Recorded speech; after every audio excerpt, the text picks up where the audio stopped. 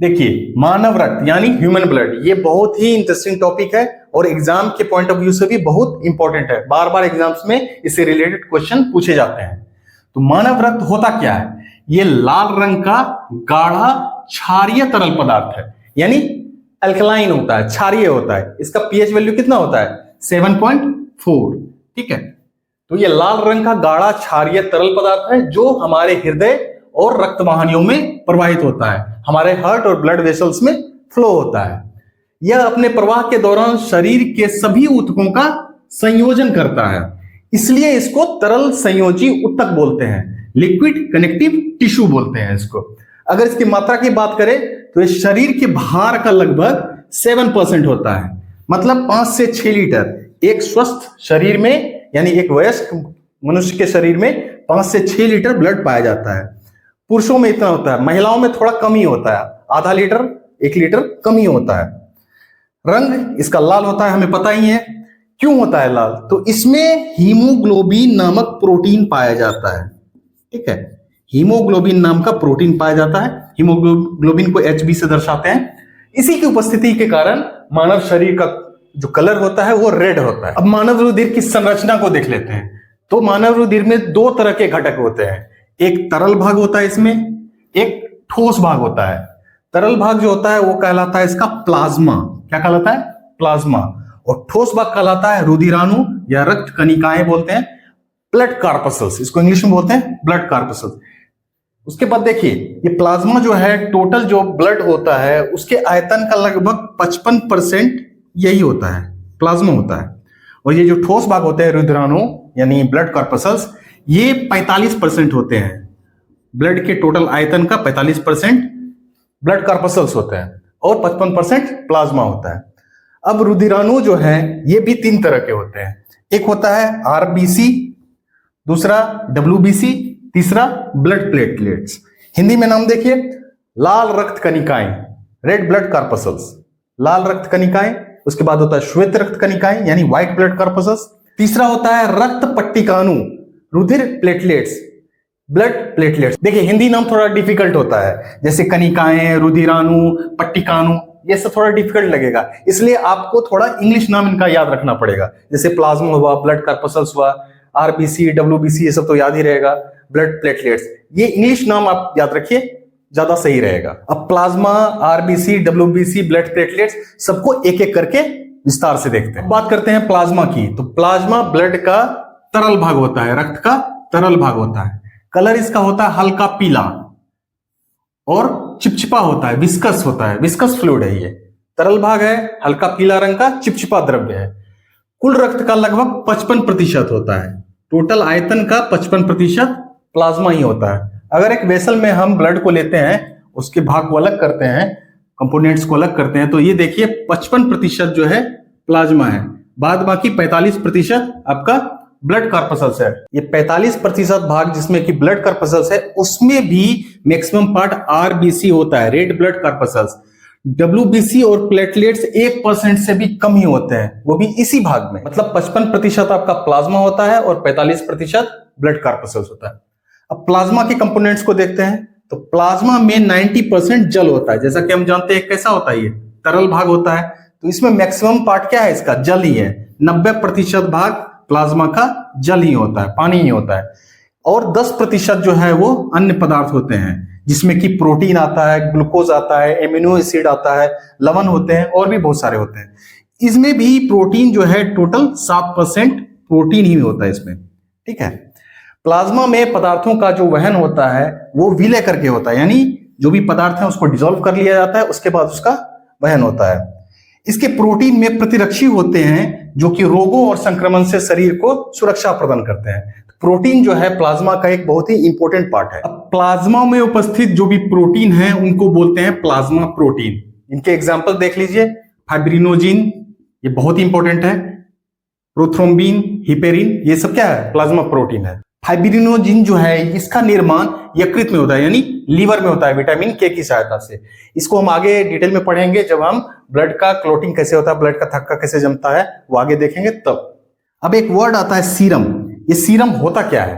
तो देखिए, प्लाज्मा में क्लोटिंग प्रोटीन मौजूद होते हैं प्लाज्मा जो होता है उसमें जो भी क्लोटिंग प्रोटीन है वो मौजूद होते हैं, रक्त का थक्का जमाने वाले प्रोटीन मौजूद होते हैं। लेकिन सीरम में जो है प्रोटीन, जो क्लोटिंग प्रोटीन होते हैं, ये मौजूद नहीं होते हैं।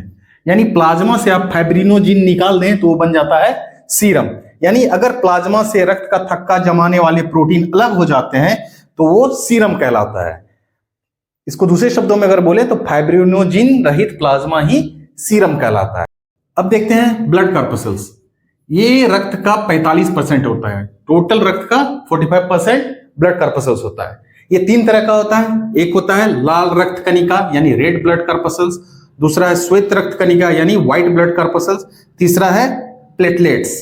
ठीक है, अब इनका एक नाम और होता है, ये नाम भी आपको याद रखना है क्योंकि एग्जाम में हो सकता है कि आपको ये आरबीसी, डब्ल्यूबीसी या प्लेटलेट्स ना दे करके ये नाम दे दे। ठीक है, तो जैसे आरबीसी यानी रेड ब्लड कॉर्पस्कल्स को एक नाम से जानते हैं, वो है इरिथ्रोसाइट। क्या है? इरिथ्रोसाइट्स। इसका आकार कैसा होता है? तो गोल होता है यानी सर्कुलर या बाइकॉनकेव होता है। ठीक है, अब है श्वेत रक्त कणिका, व्हाइट ब्लड कॉर्पस्कल्स, डब्ल्यूबीसी। इसको एक और नाम से जानते हैं, क्या है वो? ल्यूकोसाइट। ठीक है, ल्यूकोसाइट। इसका आकार कैसा होता है? अनियमित, इरेगुलर, अमीबा के जैसा।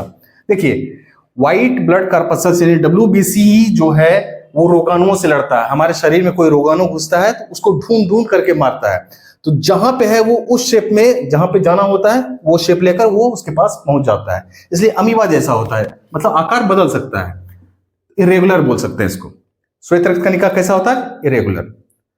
अब है रक्त पट्टिकाणु यानी प्लेटलेट्स, ब्लड प्लेटलेट्स। ठीक है, इसको किस नाम से जानते हैं? तो थ्रोम्बोसाइट्स। क्या है? थ्रोम्बोसाइट्स।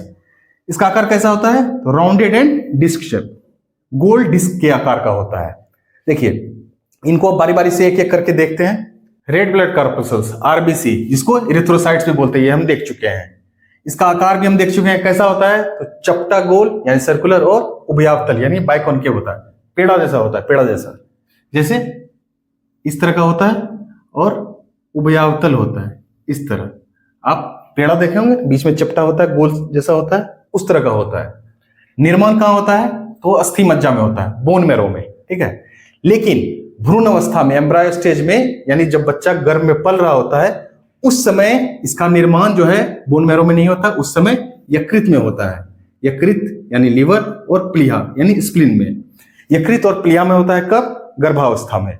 और वयस्क में, मनुष्य में अस्थि मज्जा में यानी बोन मैरो में होता है। मृत्यु कहां होती है? तो प्लीहा यानी स्प्लीन में होती है। इसलिए इसको क्या बोलते हैं? आरबीसी का कब्रिस्तान, ग्रेवयार्ड ऑफ आरबीसी। और इसको रक्त का संचित भंडार भी बोलते हैं। किसको? स्प्लीन को रक्त का संचित भंडार यानी ब्लड बैंक ऑफ आरबीसी। क्यों? क्योंकि यह भंडारण और फिल्टर का केंद्र है। पुराने और क्षतिग्रस्त आरबीसी को क्या करता है? यह हटाता है और रक्त में आरबीसी की संख्या को बनाए रखता है। कौन? स्प्लीन। ठीक है, जीवन काल देख लीजिए तो 20 से 120 दिन, इतना टाइम तक ये जीवित रह सकता है, उसके बाद इसकी मृत्यु हो जाती है। संख्या पुरुषों में थोड़ा ज्यादा होता है, महिला में थोड़ा कम होता है।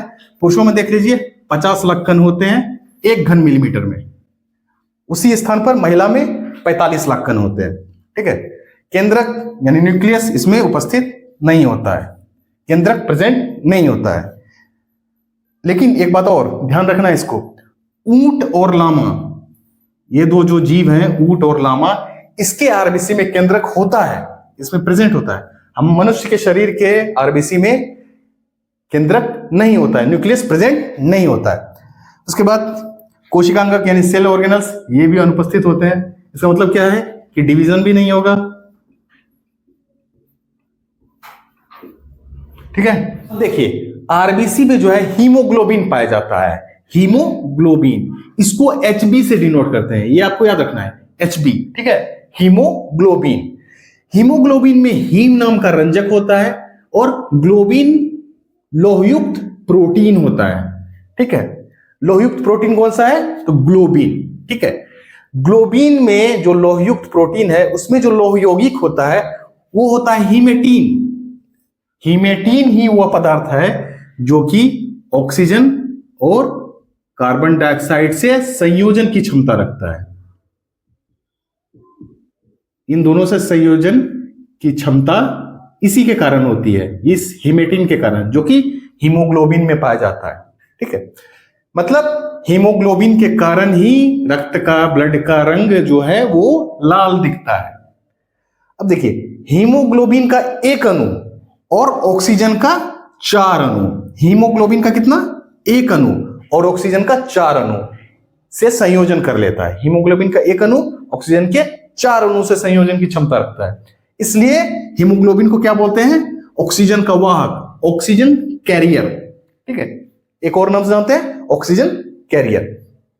अब देखिए, हीमोग्लोबिन और ऑक्सीजन ये दोनों संयोजन करके क्या बनाया, ऑक्सी हीमोग्लोबिन। जब ऑक्सीजन और हीमोग्लोबिन संयोजन करता है तो उसको बोलते हैं ऑक्सी हीमोग्लोबिन। इसी रूप में जो है ब्लड परिवहन के द्वारा पूरे शरीर में पहुंचता है हमारा। जब यह कोशिका में पहुंच जाता है तब क्या होता है, ऑक्सीजन और हीमोग्लोबिन का वियोजन हो जाता है, डिसोसिएशन हो जाता है, दोनों अलग अलग हो जाते हैं, हीमोग्लोबिन और ऑक्सीजन अलग हो जाते हैं कोशिका में। तो ये जो ऑक्सीजन जो अलग हुआ, ये कोशिकीय श्वसन में भाग लेता है, रिस्पिरेशन में ये भाग लेता है। जब ये भाग लेता है, रिस्पिरेशन होता है, तब बनता क्या है कोशिका में, तो बनता है हमारा CO2, कार्बन डाइऑक्साइड। क्या बनता है, कार्बन डाइऑक्साइड। अब जो कोशिकीय श्वसन में CO2 बना है वो हीमोग्लोबिन के साथ संयोजन कर लेता है, उसको क्या बोलते हैं, कार्बोक्सी हीमोग्लोबिन। यानी जब ऑक्सीजन से संयोजन किया था तो उसको क्या बोलते थे, ऑक्सी हीमोग्लोबिन। जब कार्बन डाइऑक्साइड से संयोजन करता है तो अब क्या बोलते हैं, कार्बोक्सी हीमोग्लोबिन। ये रक्त संचरण के द्वारा कहां पहुंचता है, तो फेफड़े में पहुंचता है, हमारे लंग्स में पहुंचता है। वहां फेफड़ों में क्या होता है, CO2 और हीमोग्लोबिन में वियोजन हो जाता है, दोनों अलग अलग हो जाते हैं, और ये CO2 फेफड़ों के द्वारा शरीर से बाहर निकाल दिया जाता है।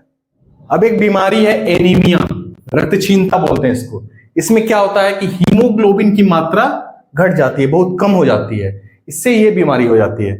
पुरुषों में तो ये बहुत कम मिलता है, महिलाओं में बहुत ज्यादा देखने को मिलेगा, क्योंकि महिलाओं में आयरन की कमी होती है, इसलिए उनको बोला जाता है कि पालक वगैरह ज्यादा खाया करे, जिससे उनको एनीमिया ना झेलना पड़े। अब सोते समय जो है आरबीसी की संख्या 5% तक गिर जाती है, कम हो जाती है, ऐसा बोला जाता है। और अगर हाइट पर चले जाए, पहाड़ों पर लगभग 4200 मीटर की ऊंचाई पर पहुंच जाए, तो आरबीसी की संख्या में 30% का इजाफा हो जाता है, बढ़ जाती है। एक रोग होता है थैलेसीमिया। इस रोग में क्या होता है ना, आरबीसी और हीमोग्लोबिन की उत्पादन क्षमता प्रभावित हो जाती है, बहुत कम उत्पादन होता है, उत्पादन गिर जाता है इसका। ठीक है, और एक यंत्र है हीमोसाइटोमीटर, जनरली कोशिकाओं की संख्या मापी जाती है, इससे आरबीसी की संख्या इसी यंत्र से ज्ञात की जा सकती है, हीमोसाइटोमीटर। अब हम देखेंगे श्वेत रक्त कणिकाएं, यानी व्हाइट ब्लड कॉर्पसेस, WBC। इसको एक और नाम से जानते हैं, ल्यूकोसाइट्स। ठीक है, इसका आकार की बात करें तो पहले भी देख चुके हैं, कैसा होता है, इर्रेगुलर, अनियमित, अमीबा के जैसा। आकार में आरबीसी से बड़ा होता है, लेकिन संख्या में आरबीसी से बहुत ही कम होता है। अप्रोक्सीमेटली 5000 से 10,000 होता है 1 घन मिलीमीटर में। अगर इसका अनुपात देखें आरबीसी और WBC का, तो आरबीसी 600 है और WBC 1 है। पता चल रहा होगा कि कितना कम है। रंग, हीमोग्लोबिन तो उपस्थित होता नहीं है इसमें, ठीक है, तो रंगहीन हो जाता है।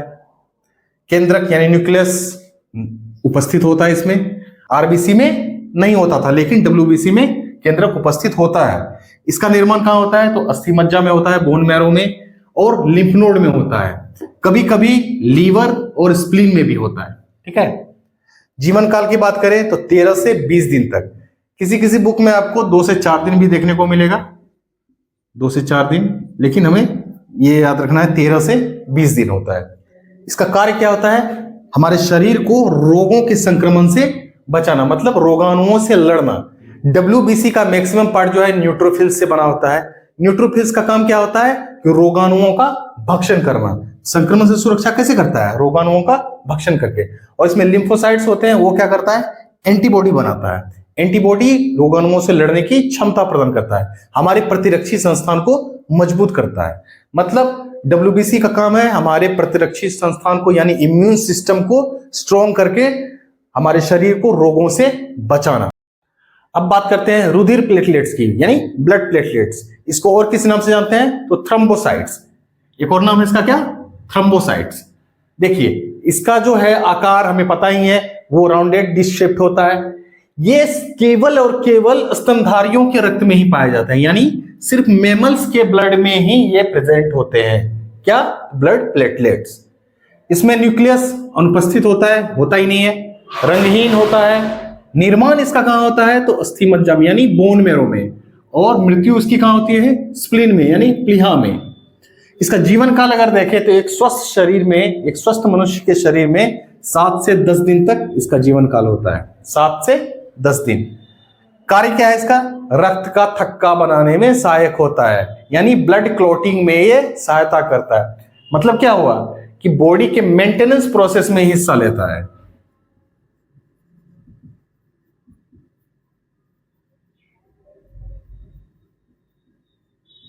मेंटेनेंस प्रोसेस में ये भाग लेता है, ब्लड क्लॉटिंग करता है। जब भी कहीं कट जाता है तो ब्लड क्लॉट हो जाता है, जिससे खून बहना रुक जाता है। तो ये काम इसका है, ब्लड प्लेटलेट्स इसमें मदद करता है। इसकी संख्या की बात करें कितना होता है, तो 1.5 लाख से लेकर 4.5 लाख जो होता है प्रति घन मिलीमीटर पर क्यूबिक मिलीमीटर में 1.5 लाख से 4.5 लाख तक इसकी संख्या हो सकती है। यानी उसको प्लेटलेट्स काउंट्स बोलते हैं, प्लेटलेट काउंट। ये प्रति माइक्रोलीटर रक्त में कितना हो गया? 1.5 से 4.5 लाख। एक बीमारी होता है डेंगू, सबने नाम सुना होगा, डेंगू, चिकनगुनिया। इन सब में क्या होता है? प्लेटलेट्स की मात्रा बहुत ही ज्यादा गिर जाती है, 50,000 से नीचे पहुंच जाता है उस समय। हड्डी तोड़ बुखार भी बोलते हैं इसको, डेंगू को। फिर क्या होता है? इन बीमारियों को ठीक करने के लिए प्लेटलेट्स की संख्या बढ़ाना जरूरी होता है। उसके लिए हम क्या करते हैं? फ्रूट्स वगैरह खाते हैं। तो एक फ्रूट्स आता है कीवी। कीवी बहुत अच्छा होता है प्लेटलेट्स की संख्या बढ़ाने के लिए। और एक होता है बकरी का दूध, बकरी का दूध, गोट मिल्क। इससे भी क्या होता है? ब्लड में प्लेटलेट्स की मात्रा बहुत ज्यादा बढ़ती है। तो इस सब बीमारियों में ये खाने को बोलते हैं डॉक्टर। हमने ब्लड के कंपोनेंट्स को देख लिया था। अब देखेंगे ब्लड का काम क्या है। इसके बहुत सारे काम है, एक एक करके देखते हैं। यह जो है ऑक्सीजन, कार्बन डाइऑक्साइड, पाचित भोजन और उत्सर्जित पदार्थों का परिवहन करता है। ऑक्सीजन को फेफड़ों से ऊतक तक ले जाता है, कार्बन डाइऑक्साइड को ऊतकों से फेफड़ों तक पहुंचाता है, जहां से शरीर से बाहर निकाल दिए जाते हैं। पाचित भोजन को छोटी आंत से ऊतकों तक पहुंचाता है। उसके बाद जो भी उत्सर्जित पदार्थ हैं, वेस्ट मटेरियल हैं, इनको ऊतकों से किडनी तक पहुंचाता है। दूसरा, हार्मोन और एंजाइमों का भी वितरण करता है। शरीर के ताप का नियंत्रण करता है, बॉडी टेम्परेचर का कंट्रोल करता है। जब भी तीव्र मेटाबॉलिज्म के कारण शरीर में तापमान बढ़ जाता है, रक्त का तापमान जब बढ़ जाता है, तो त्वचा के रक्त वाहिनियों में यानी कि ब्लड वेसल्स में अधिक मात्रा में ब्लड का फ्लो करवाकर टेम्परेचर को कंट्रोल कर लिया जाता है।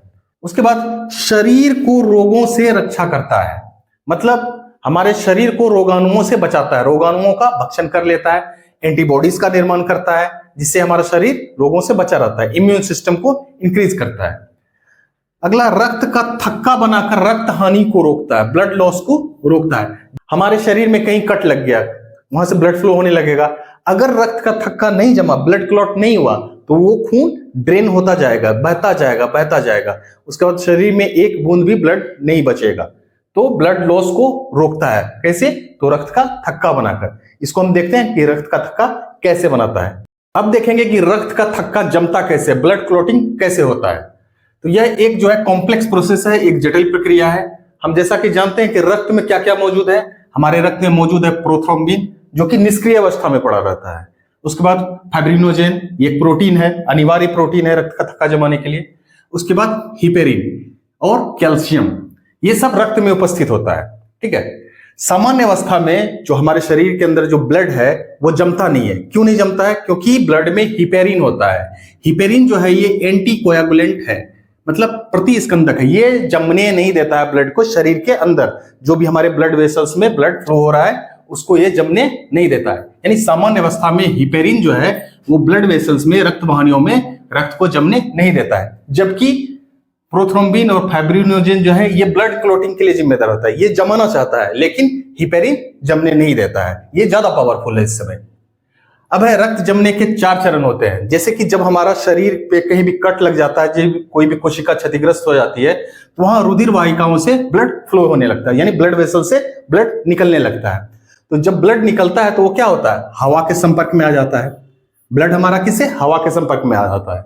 उसके बाद ब्लड में उपस्थित प्लेटलेट्स, ब्लड में क्या क्या होते हैं? आरबीसी, डब्ल्यूबीसी प्लेटलेट्स होते हैं, ये हम जानते हैं। प्लेटलेट्स को किस नाम से जानते हैं? तो थ्रोम्बोसाइट के नाम से जानते हैं। जब थ्रोम्बोसाइट यानी प्लेटलेट्स हवा के संपर्क में आ जाता है तो वो थ्रोम्बोप्लास्टिन का निर्माण करता है। थ्रोम्बोप्लास्टिन नाम का पदार्थ का स्राव करता है जो कि हिपेरिन को निष्क्रिय कर देता है। मतलब क्या हुआ, हमारा कहीं भी शरीर कटा, वहां से रुधिर वाहिकाओं से ब्लड वेसल से ब्लड बाहर आया मतलब क्या, हवा के संपर्क में आ गया, हवा से टच हुआ वो। उसके बाद क्या होता है, वो प्लेटलेट्स जब हवा के संपर्क में आ जाता है तो क्या बनाता है, थ्रोम्बोप्लास्टिन बनाता है। थ्रोम्बोप्लास्टिन जो बनाता है यहां पे ये हिपेरिन का सारा हीरोपंथी निकाल देता है, यहां पे हिपेरिन मार खा जाता है, ये क्या हो जाता है, निष्क्रिय हो जाता है। मतलब ये हमेशा चाहता था कि ब्लड ना जमे, लेकिन हमारा जब कट लग गया और ये बाहर आ गया है तो हवा के संपर्क में आ गया है, अगर हिपेरिन निष्क्रिय नहीं होगा तो ये जमने देगा नहीं, हमारा ब्लड जो है फ्लो होता रह जाएगा, तो हम डेड भी हो सकते हैं। तो यहां पे क्या होता है, प्लेटलेट्स जैसे ही हवा के संपर्क में आया थ्रोम्बोप्लास्टिन बना दिया, और ये थ्रोम्बोप्लास्टिन क्या करता है, हिपेरिन को निष्क्रिय कर देता है। उसके बाद क्या होता है, सेकंड स्टेज में थ्रोम्बोप्लास्टिन और कैल्शियम की उपस्थिति में, ठीक है, थ्रोम्बोप्लास्टिन और कैल्शियम की उपस्थिति में प्रोथ्रोम्बिन थ्रोम्बिन में परिवर्तित हो जाता है। हमारे ब्लड में प्रोथ्रोम्बिन है पहले से, ठीक है, लेकिन क्या निष्क्रिय अवस्था में है। अब क्या है, प्रोथ्रोम्बिन थ्रोम्बोप्लास्टिन और कैल्शियम की उपस्थिति में, ये दोनों उपस्थित है। यहां पे हमारा थ्रोम्बोप्लास्टिन बन चुका है और कैल्शियम है ही, तो प्रोथ्रोम्बिन जो है थ्रोम्बोप्लास्टिन और कैल्शियम की उपस्थिति में क्या बन जाता है, थ्रोम्बिन में परिवर्तित हो जाता है, ठीक है। तीसरे स्टेज में क्या होता है, थ्रोम्बिन जो है, जो अभी हमारा बना है, थ्रोम्बिन प्लाज्मा में उपस्थित फाइब्रिनोजेन को उत्प्रेरित कर देता है और उससे फाइब्रिन नाम के अघुलनशील तंतुओं में बदल देता है। जैसा कि हम जानते हैं हमारे प्लाज्मा में क्या होता है, फाइब्रिनोजेन प्रोटीन होता है। ये फाइब्रिनोजेन प्रोटीन जो है प्लाज्मा में उपस्थित होता है। अब जो है ये फाइब्रिनोजेन प्रोटीन यानी थ्रोम्बिन की उपस्थिति में फाइब्रिन में बदल जाता है। फाइब्रिनोजेन प्रोटीन जो है थ्रोम्बिन की उपस्थिति में, थ्रोम्बिन यहां बन चुका था सेकंड स्टेज में, थ्रोम्बिन की उपस्थिति में क्या बन जाता है, फाइब्रिन। ये क्या है, अघुलनशील तंतु है। ये क्या करता है, चौथे स्टेज में ये फाइब्रिन जो है एक तंतु, एक जाल बनाता है। फाइब्रिन तंतु एक जाल बनाता है, इस तरह का एक जाल बना देता है, जाल की तरह होता है, ठीक है, जिसमें क्या होता है, जो ब्लड फ्लो हो रहा है, हमारा जो भी रक्त कणिकाएं हैं, जो हमारे ब्लड कर्पसल्स है, आरबीसी, डब्ल्यूबीसी, प्लेटलेट्स जो भी हैं, वो सारे इसमें फंस जाते हैं, इससे बाहर जाने नहीं देता है और रक्त का थक्का बन जाता है, जिससे कि ब्लड जो है वो रुक जाता है, ब्लड बहना रुक जाता है। मतलब क्या हुआ, ये फाइब्रिन हमारे पास है। फाइब्रिन क्या करता है, एक जाल बनाता है, फाइब्रिन तंतु एक जाल बनाता है। इस जाल में रुधिराणु यानी जितने भी ब्लड कर्पसल्स है, डब्ल्यूबीसी, आरबीसी, प्लेटलेट्स, ये सभी फंस जाते हैं और रुधिर का थक्का जम जाता है। 2 से 5 मिनट का टाइम लगता है थक्का बनने में। उसके बाद हमारा क्या होता है, ब्लड रुक जाता है, ब्लड फ्लो होना बंद हो जाता है। अब देखिए, रक्त का थक्का बनाने में यकृत द्वारा निर्मित विटामिन के सहायता करता है। विटामिन के भी इंपॉर्टेंट विटामिन है जो कि हमारा रक्त का थक्का बनाने में सहायता करता है। कैसे करता है, तो प्लाज्मा में जो हमारा प्रोथ्रोम्बिन और फाइब्रिनोजेन है, इसका निर्माण कहां होता है, यकृत में ही होता है, लेकिन किसकी सहायता से, तो विटामिन के की सहायता से। विटामिन के ही प्रोथ्रोम्बिन और फाइब्रिनोजेन के निर्माण में सहायता करता है। इसका मतलब क्या है, फाइब्रिनोजेन जो है रक्त का थक्का बनाने के लिए एक अनिवार्य प्रोटीन है। जैसा कि हम पहले भी देख चुके हैं, ये फाइब्रिनोजेन क्या है, प्रोटीन है जो कि हमारे रक्त में उपस्थित होता है। कहां उपस्थित होता है, तो प्लाज्मा वाले पार्ट में, ठीक है। यानी कि जैसे ही हमारे शरीर का कोई भाग क्षतिग्रस्त हुआ, वहां से ब्लड निकलना शुरू हुआ, तो क्या होता है, उसमें ब्लड में मौजूद प्लेटलेट्स जो है वो हवा से कांटेक्ट में आ जाता है। उसके बाद जैसे ही हवा से कांटेक्ट में आया, क्या बनाता है, थ्रोम्बोप्लास्टिन बनाता है। यानी थ्रोम्बोसाइट्स क्या बनाता है, थ्रोम्बोप्लास्टिन, हवा के संपर्क में आने के बाद। और ये थ्रोम्बोप्लास्टिन जो है ब्लड में उपस्थित हिपेरिन को निष्क्रिय कर देता है। इसका सारा हवा निकाल देता है हिपेरिन का, इसको निष्क्रिय कर देता है, इनएक्टिव कर देता है। अगर हिपेरिन इनएक्टिव नहीं हुआ, ये सक्रिय रहा, तो ये ब्लड को जमने नहीं देगा, क्योंकि हमारे शरीर के अंदर जो ब्लड फ्लो हो रहा होता है ब्लड वेसल्स में, उसमें हिपेरिन मौजूद होता है। इसी कारण से ब्लड को क्लॉट होने से रोकता है, नहीं तो हम मर जाएंगे, ठीक है। तो हिपेरिन को निष्क्रिय कर देता है कौन, थ्रोम्बोप्लास्टिन। अब देखिए, थ्रोम्बोप्लास्टिन का निर्माण हो चुका है। अब प्रोथ्रोम्बिन जो कि ये भी निष्क्रिय अवस्था में पड़ा हुआ है, प्रोथ्रोम्बिन, ये थ्रोम्बोप्लास्टिन और कैल्शियम की उपस्थिति में थ्रोम्बिन बनाता है। ये थ्रोम्बिन में परिवर्तित हो जाता है। प्रोथ्रोम्बिन क्या बन जाता है, थ्रोम्बिन। अब ये थ्रोम्बिन क्या करता है, प्लाज्मा में उपस्थित जो प्रोटीन है फाइब्रिनोजेन, इसको फाइब्रिन में चेंज कर देता है, फाइब्रिन तंतुओं में परिवर्तित कर देता है। ये फाइब्रिन तंतु एक जाल बनाते हैं, जाल रूपी संरचना बनाते हैं। इसमें क्या करते हैं, जो भी रुधिराणु है, ब्लड कर्पसल्स हैं, WBC, RBC, प्लेटलेट्स, सबको पकड़ लेता है, इसको बहने नहीं देता है, ठीक है, इसको जमा देता है, रुधिर का थक्का बना देता है। कितने से 2 से 5 मिनट के अंदर ही ब्लड का थक्का बन जाता है, जिससे ब्लड फ्लो होना बंद हो जाता है।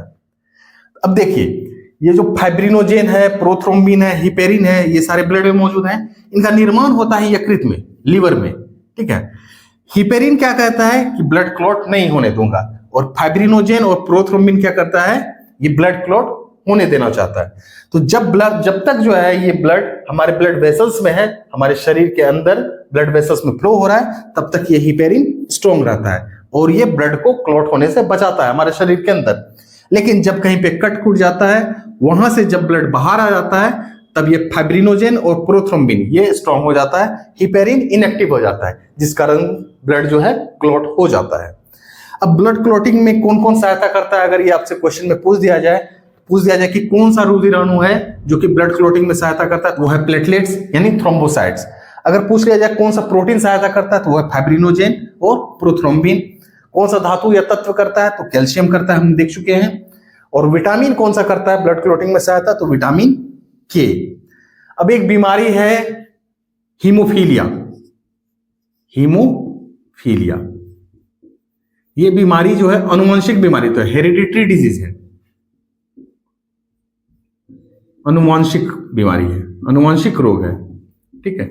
मतलब एक पीढ़ी से दूसरी पीढ़ी में माता पिता के द्वारा स्थानांतरित हो जाता है जीन के माध्यम से। हीमोफीलिया में क्या होता है, ब्लड क्लॉट नहीं होता है,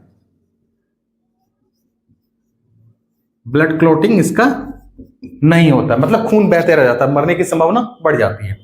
हीमोफीलिया किसको था, तो ब्रिटेन की महारानी जो है एलिजाबेथ, उसको हीमोफीलिया था, अनुवांशिक रोग है, ब्लड क्लॉटिंग नहीं होता है। अब ब्लड से रिलेटेड कुछ इंपॉर्टेंट फैक्ट्स देख लेते हैं, हो सकता है एग्जाम में इनसे संबंधित क्वेश्चंस आपसे पूछ लिया जाए। जैसे हीमेटोलॉजी क्या है, हीमेटोलॉजी है रक्त का अध्ययन, स्टडी ऑफ ब्लड। इसमें ब्लड बनाने वाले टिश्यूज, ब्लड से रिलेटेड जो भी डिजीज है, उन सब का अध्ययन किया जाता है। अब है रक्तदान, जो हम लोग ब्लड डोनेट करते हैं, कितना ब्लड डोनेट कर सकते हैं, तो जनरली जो है 350 से 450 ml, 350 से 450 ml ब्लड हम डोनेट करते हैं, जिसको कि हम क्या बोलते हैं, एक यूनिट, एक इकाई। जैसे आपने सुना होगा हॉस्पिटल में कितने यूनिट ब्लड की जरूरत है, तो वही है यूनिट। यूनिट मतलब कितना, 350 से 450 ml ब्लड उसमें होता है। अगर वजन में देखें तो 450 ग्राम के लगभग ये होता है। अब इनको स्टोर कितने टेम्परेचर पे किया जाता है, तो लगभग 2 से 6 डिग्री के बीच में इसको किया जाता है, लेकिन 4 डिग्री जो है आदर्श तापमान होता है, इस पे ही ब्लड को रखा जाता है लगभग 35 दिनों तक। इस समय तक में जो ब्लड खराब नहीं होता है, ठीक है। अब है 100 ml हीमोग्लोबिन में ऑक्सीजन की मात्रा कितनी होती है, तो पुरुषों और महिलाओं में अलग अलग होती है। पुरुषों में 15% ऑक्सीजन मिलेगा, महिला में 13% ऑक्सीजन मिलेगा। कितना में, 100 ml हीमोग्लोबिन में, ठीक है। अब बात करते हैं रक्तचाप की या रक्तदाब या ब्लड प्रेशर, जिसको ब्लड प्रेशर के नाम से आप जानते होंगे। तो एक सामान्य व्यक्ति में, एक स्वस्थ व्यक्ति में कितना होता है, तो वो होता है 120/80 mmHg, ठीक है। 120 जो है ये सिस्टोलिक है, 80 जो है ये डायस्टोलिक है, ठीक है। अब ब्लड प्रेशर को मापते कैसे हैं, इसका मापन कैसे होता है, तो इसके लिए एक उपकरण की जरूरत पड़ती है जिसको बोलते हैं स्फैग्नोमैनोमीटर। आमतौर पर बोलचाल की भाषा में इसको बीपी मशीन बोल देते हैं, लेकिन इसका सही नाम क्या है, स्फैग्नोमैनोमीटर। अब ब्लड प्रेशर का नियंत्रण शरीर में कहां होता है, किस ग्रंथि से होता है, ये भी पूछा जा सकता है। तो वो है अधिवृक्क ग्रंथि, जिसको एड्रिनल ग्लैंड भी बोलते हैं, ठीक है। अब एक वर्ड आपने सुना होगा, ल्यूकीमिया। ल्यूकीमिया होता क्या है, यही ब्लड कैंसर है। ब्लड कैंसर को ल्यूकीमिया के नाम से जाना जाता है, रक्त कैंसर, ठीक है। एक और है स्कीमिया। स्कीमिया क्या होता है, तो शरीर के किसी हिस्से में रक्त की अपर्याप्त आपूर्ति, मतलब किसी पार्ट को जितना ब्लड चाहिए उतना ब्लड उसको नहीं जाता है, मतलब जितना ऑक्सीजन उसको चाहिए उतना ऑक्सीजन उस भाग में नहीं पहुंच पाता है, जिससे किसका खतरा हो सकता है, दिल का दौरा पड़ सकता है, स्ट्रोक हो सकता है। तो उम्मीद करते हैं कि ब्लड के बारे में ये वीडियो आपको पसंद आया होगा। तो वीडियो को लाइक करें, अपने दोस्तों के साथ शेयर करें, हमारे चैनल को सब्सक्राइब करें। थैंक यू वेरी मच, जय हिंद।